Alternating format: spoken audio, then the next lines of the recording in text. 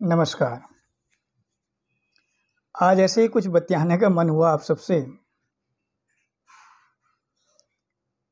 तो मैंने कहा कुछ बतिया लेते हैं। धार्मिक विषयों पे तो मैं आपसे बात करता ही रहा हूँ। कई बार कुछ इतर विषयों पे भी आपसे बात कर लेता हूँ। उसी क्रम में आज कुछ कहने का मन हो रहा है आप सबसे। आजकल हम देखते हैं भारत विश्व गुरु बनेगा, भारत विश्व का मार्गदर्शन करेगा, ये सब चीज़ें चलती हैं, अच्छी बात है। तो कई बार मैं सोचता हूँ कि ये जो हम सब बोलते हैं, क्या हम उसके योग्य हैं? क्योंकि हम हमेशा एक नायक को ढूंढते हैं। जब वो नायक हमें यदा कदा मिल जाता है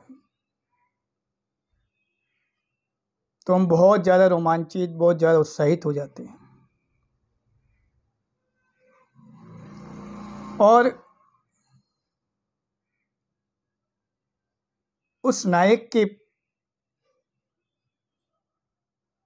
पीछे पीछे चलने लगते हैं। ठीक है, अच्छी बात है। पर हम चाहते हैं कि सारे कार्य फिर वो नायक ही करे, हमारा कोई अंशदान ना हो। और पिछले कुछ अनुभव, पिछले कुछ वर्षों के अध्ययन से मैंने देखा कि समाज जिस व्यक्ति को नायक बनाता है, वो नायक तो अपना 100% से अधिक शक्ति देता है, लेकिन समाज का क्या योगदान, ये बहुत बड़ा प्रश्नवाचक चिन्ह है।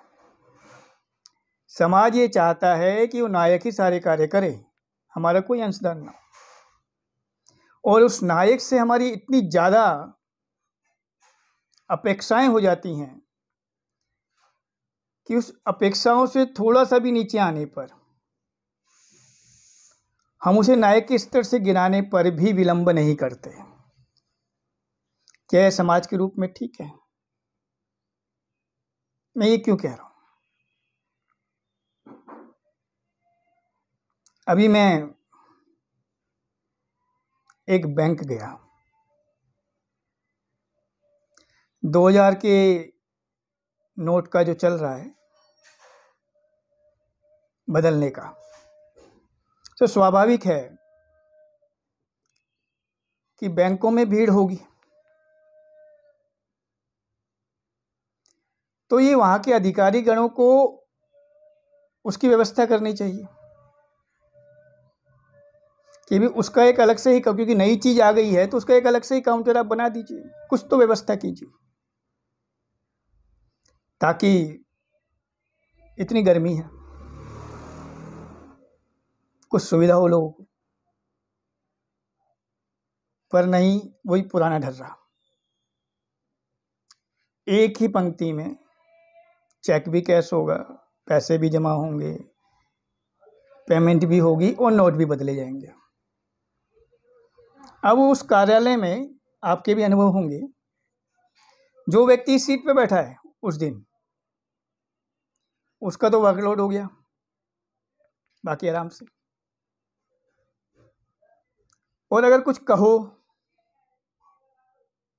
अधिकारीगण वहाँ के कर्मचारियों को, तो उनके अहम को ठेस लग जाती है। तो एक समाज के रूप में हम केवल अपने अधिकार चाहते हैं, जहाँ तक मैं अनुभव कर पाता हूँ, हमारा कर्तव्य कोई नहीं है।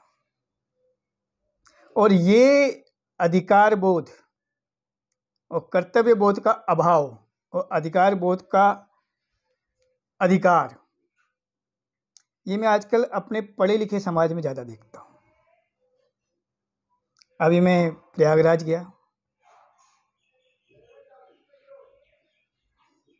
लोकपथगामिनी रेलगाड़ी ट्रेन में बैठा था, तो 3rd AC का डब्बा था, अच्छी सफाई थी ट्रेन में, और पिछले कुछ वर्षों से लगभग कुछ वर्षों से मैं बचपन से रेल यात्राएं कर रहा हूँ, गांव आना जाना, एक से रेलवे प्लेटफॉर्म्स, रेल कोचेस स्वच्छ हैं, अच्छे स्वच्छ हैं, अच्छी व्यवस्था है। तो मैं वहाँ बैठा था, मेरे सामने एक पढ़ा लिखा परिवार था, बच्चे इंग्लिश में बात कर रहे थे कि हमारे यहाँ इंग्लिश में बोलना एक पढ़े लिखे की निशानी या चिन्ह होता है। माता पिता भी अच्छी सरकारी नौकरी में थे। रेफर्स वो चिप्स खा रहे हैं, पैकेट वही नीचे सीट के नीचे दबा दिए इधर, ठीक है।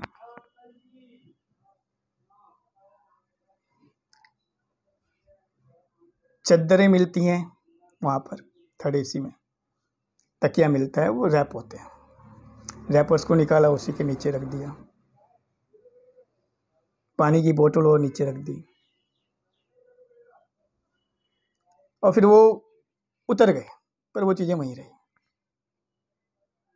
अब यही पढ़ा लिखा समाज बाद में कहता है कि भाई भारत तो रहने लायक नहीं है,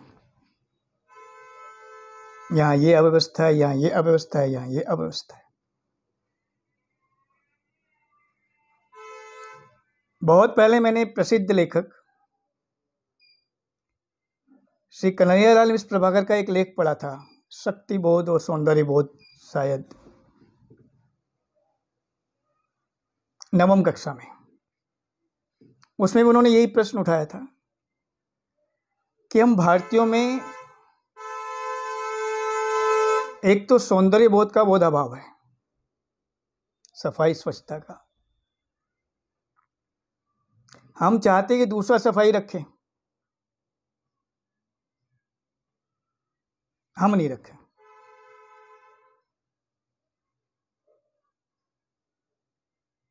और बात बात में अपने देश को छोटा मानना, भाई अमेरिका में तो ऐसे, कनाडा में तो ऐसे है, चाइना में तो ऐसे, पर वहाँ का समाज भी तो देखो, उसके अंशदान को भी तो देखो आप।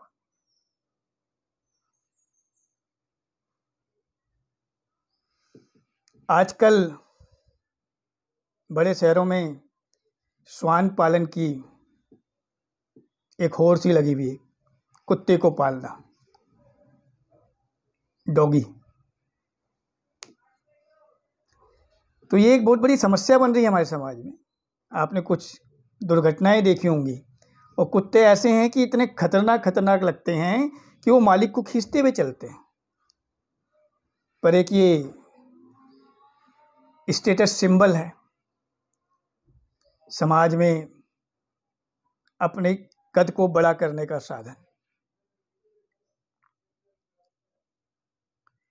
तो पालिए, कोई समस्या नहीं है, लेकिन उसकी जिम्मेदारी लीजिए ना। कुत्ते को काटने की कितनी घटनाएं हुई, उसके बाद ये पढ़े लिखे लोग प्रातःकाल और रात्रि में इनको घुमाने निकलते हैं। घुमाने का मतलब आप समझ रहे हैं। अब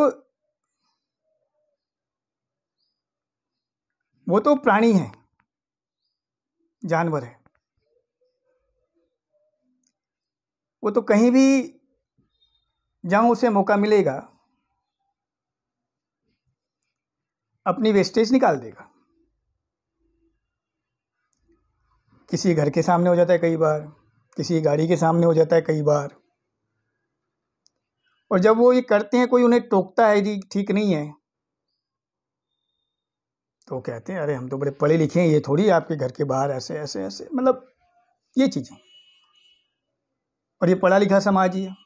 फिर यही पढ़ा लिखा समाज कहता है गलियों में गंदगी है।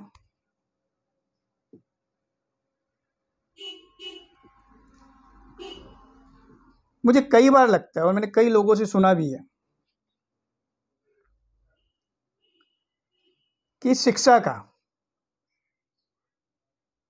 समझ से कोई संबंध नहीं है। आप पढ़े लिखे हैं ये ठीक है, लेकिन आप पढ़े लिखे हैं और आप समझदार भी होंगे ये ठीक नहीं।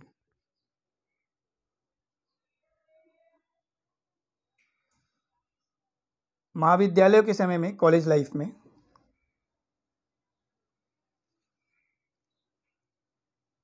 मेरे साथ एक घटना घटी।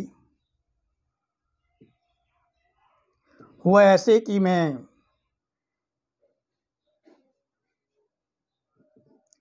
दिल्ली परिवहन निगम की एक बस में बैठा महाविद्यालय जाने के लिए, अपने दिल्ली विश्वविद्यालय में। भीड़ थी बस में। एक स्टैंड पे बस रुकी तो कुछ महाविद्यालय की छात्राएं, कॉलेज के स्टूडेंट्स चढ़ी। बसों में जो आरक्षित सीट्स होती हैं महिलाओं के लिए, वहाँ जाके खड़ी हुई। उस एक आरक्षित सीट पर एक बुजुर्ग बैठे थे। बिना किसी झिझक के उस महाविद्यालय की छात्रा ने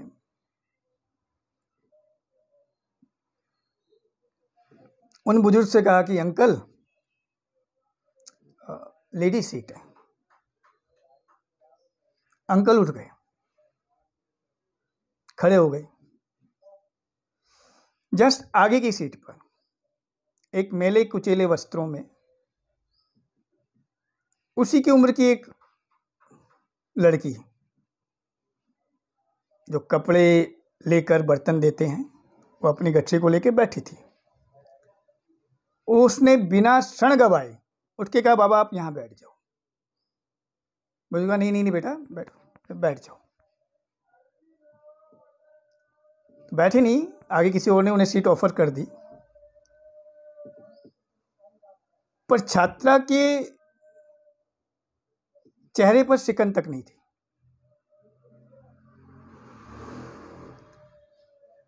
तो जो शिक्षा प्रणाली हमें नैतिकता नहीं दे सकती, वो शिक्षा प्रणाली केवल क्लर्क और अधिकारीगण ही उत्पादित करेगी, जो मशीनों के तरह कार्य करेंगे। मानवीय भावनाएं होंगी नहीं।